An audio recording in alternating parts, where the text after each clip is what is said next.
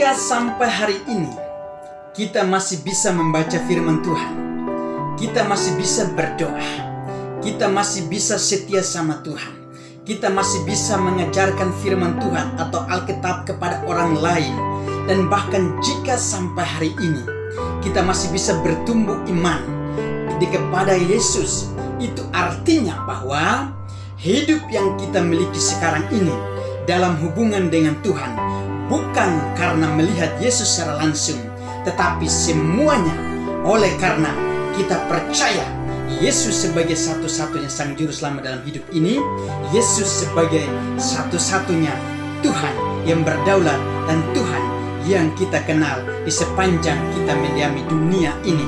Haleluya, saudara kekasih. Dan bahkan jika sampai hari ini kita masih tak terus setia bertumbuh iman hanya kepada Yesus, itu artinya Yesus ada dalam kita dan kita ada di dalam Dia. Kita menjadi satu dengan Dia. Dia sebagai Tuhan kita dan kita sebagai umat kesayangannya. Haleluya. Hari ini firman kita dari Matius pasalnya yang ke-10 ayat 1 sampai ayat yang ke-4 dengan perikop Yesus memanggil ke-12 rasul. Izinkan saya untuk membacakan kepada kita sekalian. Yesus memanggil ke-12 muridnya dan memberi kuasa kepada mereka untuk mengusir roh jahat dan untuk menyelapkan segala penyakit dan segala kelemahan. Inilah nama ke-12 rasul itu. Pertama, Simon disebut Petrus dan Andreas saudaranya, dan Yakobus anak Zebedeus dan Yohanes saudaranya, Filipus dan Bartolomeus, Thomas dan Matius pemungut cukai, Yakobus anak Alfeus dan Tadeus, Simon orang Selot dan Yudas Iskariot yang mengkhianati Dia. Saudara kekasih, setelah saya membaca akan kebenaran ini, saya sempat berpikir bahwa ketika Yesus sebelum memanggil ke-12 rasul itu, dan bahkan ketika Yesus memanggil ke-12 rasul yang seturut dengan kehendaknya, Yesus sudah memiliki berbagai pertimbangan yang sangat matang, dan bahkan Yesus pun memiliki sebuah tujuan di dalam memanggil ke-12 nama ini. Mungkin waktu itu menurut Tuhan Yesus adalah ke-12 nama ini adalah nama-nama yang paling berkenan di hatinya, nama-nama yang paling tepat yang sesuai dengan keinginannya untuk Dia memanggil supaya hidup bersekutu dengan Dia dan bahkan hidup melayani bersama dengan Tuhan Yesus selama Tuhan Yesus masih mendiami dunia. Dan kita tahu bahwa Yesus mendiami dunia itu pada waktu tahun 2000 lalu lebih dari 3 tahun. Dan ini artinya bahwa ke-12 murid yang sudah dipanggil, mereka sudah melihat banyak hal bersama dengan Tuhan, sudah melihat banyak perkara-perkara rohani yang mereka tidak pernah bermimpi bahwa mereka akan melihat langsung yang dilakukan oleh Tuhan Yesus, namun mereka melihatnya. Haleluya. Nah, saudara dikasih, di dalam catatan saya ada 3 alasan mengapa Yesus memanggil ke-12 muridnya. Alasan yang pertama, alasan tuayan di dalam Matius pasal 9 ayatnya yang ke-37 dan ayat yang ke-38. Di sini berkata bahwa tuayan itu banyak, tetapi pekerja itu sedikit. Dan memang benar, saudara kekasih, kita harus percaya tuayan yang sudah disiapkan oleh Tuhan untuk kita tuai dalam hal menyelamatkan orang yang belum mengenal Tuhan supaya bisa kembali hidup bersatu dengan Tuhan masih sangat banyak di dunia ini. Tetapi pekerja-pekerja yang akan pergi untuk menyelamatkan mereka masih sangat sedikit. Nah, saudara kasih, janji Tuhan kepada ke-12 murid adalah untuk menuai. Menuai sama artinya dengan mengambil hasil, atau akan kita benar-benar meraih hasil sesuai dengan janji Tuhan. Dan sebelum ke-12 murid meraih akan janji Tuhan untuk menuai apa yang dimaksudkan oleh Tuhan, mereka dipanggil oleh Tuhan Yesus dengan tujuan utamanya mempersiapkan hidup mereka. Untuk itu saudara kasih, kita harus bisa belajar bahwa ketika sebelum kita menuai apa yang dijanjikan Tuhan dalam hidup kita, sama seperti janji Tuhan kepada ke-12 murid ini, kita akan terus dipersiapkan Tuhan dengan berbagai caranya. Tuhan mempersiapkan murid-muridnya, ke-12 murid ini dengan cara mendengar firman Tuhan, melihat banyak perkara bersama dengan Tuhan, di mana Yesus pergi melayani. di situ mereka berada. Dan ada berbagai pengalaman-pengalaman kehidupan rohani yang mereka alami secara langsung bersama dengan Tuhan. Dan tujuannya adalah untuk suatu saat mereka pergi memberitakan Injilnya dan menuai jiwa-jiwa yang belum percaya kepada Tuhan bisa datang menyembah dan hanya beribadah kepada Tuhan Yesus sebagai satu-satunya Tuhan itu yang mereka sudah kenal sebagai Sang Juru Selamat itu. Nah, saudara kekasih, menurut bacaan ini kita bisa belajar bahwa tuaian yang Tuhan janjikan kepada ke-12 murid dan bahkan termasuk kita dalam zaman anugerah ini, tuaian masa depan, bahkan kita bisa menuai kesembuhan, kita bisa menuai berkat-berkat Tuhan, dan banyak tuaian lain yang kita harus mencapai atau memiliki atau kita bisa meraih dalam hidup kita. Semua Tuhan sudah sediakan, tetapi sebelum kita meraih semua itu, Tuhan akan izinkan berbagai persoalan yang kita hadapi. Tuhan izinkan berbagai hal yang kita tidak pernah pikirkan, dan bahkan hal-hal yang tidak sesuai dengan kehendak kita Tuhan izinkan. Dan tujuan daripada Tuhan izinkan baik hal itu penderitaan maupun kebahagiaan ialah supaya kita bisa memiliki berbagai pengalaman hidup yang terus akan membuat kita menjadi orang yang pintar, orang cerdas, orang yang bijak di hadapan Tuhan.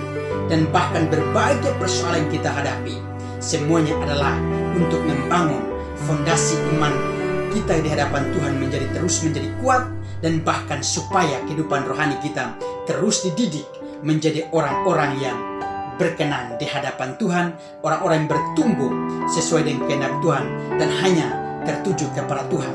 Untuk itu saudara kasih, jika saudara dan saya ingin menuai, maka izinkan Tuhan untuk memperlengkapi hidup Anda dan saya menjadi alat yang berguna untuk menuai masa depan yang berguna, menuai hal-hal yang Tuhan sudah janjikan. Haleluya. Itu hal yang pertama. Hal yang kedua, saudara kekasih, alasan mengapa Tuhan Yesus memanggil ke-12 muridnya adalah alasan untuk memulihkan, untuk alasan pemulihan. Di dalam Matius pasal 10 ayat yang ke-1, di sini berkata bahwa ke-12 murid itu setelah dipanggil, Tuhan memberi kuasa untuk menyiapkan berbagai penyakit, untuk menyembuhkan orang sakit, untuk melenyapkan berbagai kelemahan, dan bahkan untuk mengusir roh-roh jahat. Nah, menariknya saudara kasih, kita harus perlu tahu bahwa sebelum Tuhan memberikan kuasa kepada ke-12 murid-muridnya, Tuhan sudah mempersiapkan mereka dulu. Tuhan sudah membentuk hidup mereka. Tuhan sudah membawa mereka ke berbagai pelayanan. Lalu mereka sudah melihat tanda-tanda yang heran dan ajaib daripada perbuatan-perbuatan Tuhan secara nyata yang mereka lihat secara langsung. Nah, saudara yang kekasih, untuk menjadi seorang pembawa pemulihan terhadap kehidupan orang lain, Tuhan mempersiapkan, dan sebelum Tuhan memberikan kuasa itu, Tuhan sudah mempersiapkan para murid-muridnya. Tuhan mempersiapkan apa? Yang setelah dengan berbagai pengalaman dalam kebersamaan dengan Tuhan, bahkan ketika Tuhan Yesus sebelum naik ke surga, Ia berkata kepada ke-12 muridnya, tinggallah di Yerusalem menantikan janji Tuhan akan datang, yaitu Roh Kudus. Dan ketika Roh Kudus turun kepada mereka, mereka menjadi saksinya Tuhan Yesus, mulai di Yerusalem, Yudea, Samaria, dan bahkan sampai kepada ujung-ujung bumi. Saudara kekasih, kuasa berbicara soal kemampuan, kuasa berbicara soal karunia-karunia Tuhan dalam hidup kita. Karunia mengajar, karunia berkhotbah, karunia menyembuhkan orang sakit, dan bahkan karunia melakukan berbagai mukjizat, bernubuat, dan berkata-kata. Semuanya itu Tuhan akan karuniakan bagi setiap orang yang percaya, seperti ke-12 murid ini. Nah, kita hidup di zaman anugerah Insan kasih, kita hidup di zaman kasih karunia. Kasih karunia yang Tuhan limpahkan itu sangat berkelimpahan. Tinggal dari kita yang akan meresponi, dan kita mau bertindak untuk membangun hubungan kita dengan Tuhan, lalu kita akan menerima kuasa itu, atau kemampuan itu, atau kekuatan itu. Tujuannya adalah untuk bisa memulihkan hidup orang lain yang belum percaya kepada Tuhan untuk kembali bertobat, beribadah hanya kepada Tuhan. Nah, untuk menjadi pemulihan atas kehidupan orang lain, tentu hal utama yang harus kita sadari untuk dipulihkan adalah batin orang, cara hidup orang, cara pandang orang, pola berpikir orang yang tidak sesuai dengan kehendak Tuhan, yang masih penuh dengan kejahatan. Itulah yang kita dipanggil oleh Tuhan, sama seperti ke-12 murid ini, untuk menjadi berkat supaya mereka juga hidupnya dapat dipulihkan. Sebab di dalam Roma pasalnya yang ke-12 ayat 1 dan 2, baharuilah akal budimu dan persembahkanlah hidupmu sebagai persembahan yang kudus, yang hidup dan yang berkenan di hadapan Dia. Untuk saudara kasih, jika kita ingin menjadi sumber pemulihan bagi kehidupan orang lain, maka izinkanlah kuasa Tuhan turun atas kehidupan kita, supaya kita bisa melakukan perkara-perkara yang sangat luar biasa itu bersama dengan Tuhan. Sebab jika kita menggunakan kekuatan kita, maka jawabannya adalah gagal, sebab kita masih terbatas. Kita tidak tahu apa yang kita lakukan, tetapi Tuhan tahu apa yang akan Dia lakukan melalui hidup kita untuk membawa pemulihan bagi kehidupan orang lain. Haleluya. Itu hal yang kedua, saudara kasih. Hal yang ketiga, alasan mengapa Tuhan Yesus memanggil ke-12 murid, alasan yang ketiga adalah untuk diutus. Pasal 10 ayat yang ke-5 sampai ayatnya yang ke-33. Saudara yang kekasih, berbicara soal diutus, itu kata utus artinya dikirim. Kata utus artinya sama dengan perintah, disuruh untuk pergi. Nah, tugas murid-murid ini dipanggil adalah untuk pergi memberitakan Injil. Injil yang mana? Injil Kristus yang mereka telah mendengar selama 3 tahun lebih langsung daripada setiap ajaran Kristus atau setiap pemberitaan Kristus soal Injil kebenarannya. Jadi setelah mereka mendengar, mereka cuma 12 orang, kemudian Tuhan mempersiapkan mereka dengan tujuan setelah Tuhan Yesus pulang ke surga dan Roh Kudus turun atas mereka, dan mereka memiliki kemampuan kuasa untuk pergi memberitakan Injil kepada seluruh dunia. Maka itulah disebut mereka diutus. Dan mereka diutus ini, saudara kasih, ketika menghadapi persoalan, ketika ditantang, ketika menghadapi tantangan hidup, dan bahkan dikritik, diprotes, dan bahkan mereka ditolak. Ada sebagian mereka yang harus dibunuh, mereka dianiaya, disiksa, dan lain sebagainya. Tetapi semuanya ketika mereka menjalani, mereka bisa berhasil menjalani yang baik. Itu artinya bahwa kuasa Roh Kudus menyertai mereka. Dan kita diutus sama seperti rasul-rasul juga.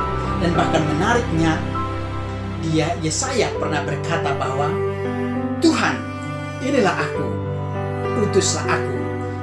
Begitu juga saudara kasih, kita sebagai anak-anak Tuhan yang hidup di zaman anugerah ini, kita harus bisa berkata kepada Tuhan, Tuhan, inilah aku, utuslah aku untuk menjadi saluran berkat bagi banyak orang. Menjadi saluran berkat bagi banyak orang tidak hanya melalui memberitakan Injil, tapi melalui perbuatan hidup kita. Kita bisa melakukannya dengan melakukan kasih. Kita bisa berdoa kepada orang lain. Kita juga bisa melakukan hal-hal yang bisa berkenan kepada hati Tuhan dan bisa menyenangkan hati sama. Semuanya adalah kita diutus Tuhan untuk menjadi berkat bagi banyak orang. Saudara yang kekasih, ketika kelebihan yang kita miliki dalam hidup kita, dan ketika Tuhan turun tangan untuk memakai kelebihan kita, maka kita sebagai orang-orang pilihan Tuhan, kita harus relakan hidup kita dan biarkanlah Tuhan memakai kelebihan kita untuk menjadi saluran berkat bagi banyak orang. Pengutusan hidup kita di tengah-tengah dunia, kita hidup di tengah-tengah dunia yang ada berbagai persoalannya, ada peperangan, ada perang saudara, ada bencana, ada longsor, ada banjir, dan ada berbagai musibah yang lainnya. Hal itu tidak akan menghalangi pengutusan kita di dalam oleh Tuhan untuk pergi memberitakan Injil. Alkitab berkata bahwa beritakanlah Injil dalam keadaan baik maupun tidak baik. Tujuannya adalah untuk menuai banyak orang yang harus berbalik, datang, berlutut, menyaku dengan lidah, menyembah Yesuslah Tuhan itu. Haleluya. Kiranya firman hari ini menjadi berkat untuk kita sekalian. Haleluya. Amin.